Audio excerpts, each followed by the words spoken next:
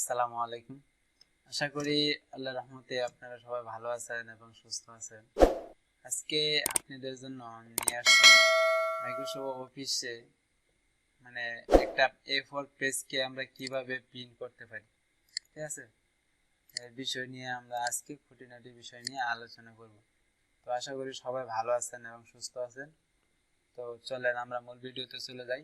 এর আগে আপনাদের প্রতি আমাদের একটি রিকোয়েস্ট থাকবে, সেটি হচ্ছে যারা যারা আমার চ্যানেলটি যারা যারা আমার ভিডিওটি দেখতেছেন তাদের প্রতি আমার একটি রিকোয়েস্ট থাকবে, সেটি হচ্ছে আমার চ্যানেলটিকে সাবস্ক্রাইব করুন এবং লাইক করে দিন, সাথে থাকেন। তো আর যারা যারা আমার চ্যানেলটিকে সাবস্ক্রাইব করে ফেলেছেন তাদেরকে অসংখ্য ধন্যবাদ। তো চলেন মূল ভিডিওতে চলে যাই। আজকে আমরা যে জিনিসটি বুঝবো সেটি হচ্ছে যে আমরা একটা পেজকে কিভাবে প্রিন্ট করতে পারি। সাধারণত আমরা একটা পেজকে কিভাবে প্রিন্ট করতে পারি, ঠিক আছে?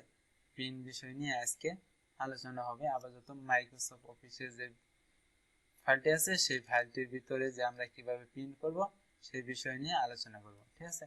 তো প্রিন্ট করার জন্য আমরা কন্ট্রোল ধরে পি ক্লিক করতে পারবো কিবোর্ডের। আর যদি তারপর ওটা না হয় তাহলে আমরা ফাইলে ক্লিক করব। ফাইলে ক্লিক করার পরে প্রিন্টে ক্লিক করব।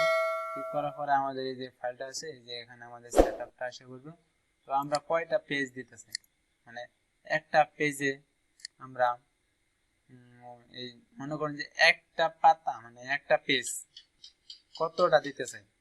যদি দুইটা দিতে চাই দুইটা দিতে পারবো, যদি 10টা দিতে চাই তাহলে আমরা এখানে 10টা লিখে দেবো, ঠিক আছে?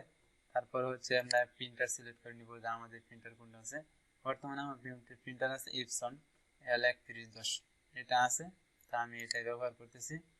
তারপর হচ্ছে পেজ, আমার কততম পেজটা আমি প্রিন্ট করতে চাচ্ছি সেটা আমি বলবো। 2 নাম্বার পেজ, 3 নাম্বার পেজ, যত নাম্বার পেজ আমি প্রিন্ট করতে চাবো আমি অত নাম্বার পেজ করতে পারবো। যদি আমি চাই 2 নাম্বার পেজ প্রিন্ট করবো তাহলে আমি 2 নাম্বার পেজ প্রিন্ট করতে পারবো। যদি আমি বলি না আমি 1 নাম্বার পেজ প্রিন্ট করবো তাহলে 1 নাম্বার পেজ প্রিন্ট করতে পারবো, কোনো সমস্যা নাই। তবে যদি আপনি আরেকটি বিষয় চান যে আমি 1 নাম্বার করবো, 4 নাম্বার করবো, 7 নাম্বার করবো, 10 নাম্বার করবো এরকম চান, তাহলে 1 লিখে একটা কমা দিবেন, কমা দিয়ে সেটা পরে আরেকটা দিবেন, আরেকটা কমা দিবেন, আরেকটা দিবেন, এরকম ভাবে দিবেন। আমরা পার্ট টু পার্ট আপনার এই পেজগুলো প্রিন্ট হয়ে যাবে, ঠিক আছে? তারপর হলো পেজ সেটআপ। এখানে আপনারা ভালোভাবে পেজ সেটআপ করতে পারবেন। পেজ মানে খারেলা সরি মানে সোজা পাতা না মানে পাতালে পাতা, দুইটা সিস্টেম এখানে আছে। তো আমরা প্রথমত পাতালে পাতা নিব, পরে আমাদের যেটা প্রয়োজন সেটা নিতে পারবো, কোনো সমস্যা নেই, ঠিক আছে? তো আমরা আপাতত এটা নিচ্ছি।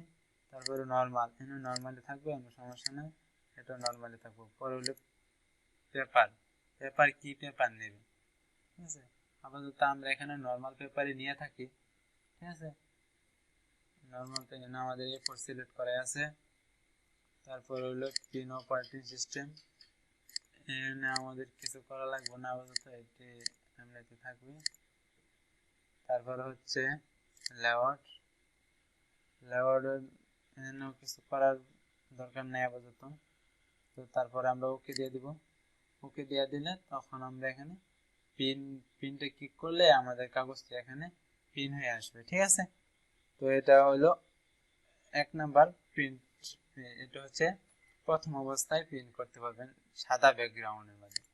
যদি আপনারা চান যে একটা বর্ডার মানে কালার পেজ আপনারা প্রিন্ট করবেন মাইক্রোসফট অফিস দিয়ে, তাহলে আপনাদের একটি কাজ করতে হবে। যখন আমরা একটা কালার পেজ প্রিন্ট করতে চাবো তখন যদি আমরা প্রিন্ট অপশনে ক্লিক করি তাহলে প্রিন্ট হবে না, কালার প্রিন্ট হবে না। আমরা এখানে কালার দিয়েছি বাট এখানে প্রিন্ট যদি করতে চাচ্ছি তখন আমাদের এখানে প্রিন্ট হবে না মাইক্রোসফট অফিস ওয়ার্ডে। তখন আমাদের একটা সেটিং করে নিতে হবে, সেটা হচ্ছে তো আমরা প্রথম অবস্থায় ফাইলে ক্লিক করব। ফাইলে ক্লিক করার পরে হলো অপারেটিং সিস্টেম, এখানে ক্লিক করব। ক্লিক করার পরে হলো ডিসপ্লে ক্লিক করব। তারপরে নিচে আসবো, নিচে আসার পরে এই যে নিচে আইসা pin background colour and image, এটা আমরা এলাও করে দেব, দিয়ে এই যে ওকে করে দেব।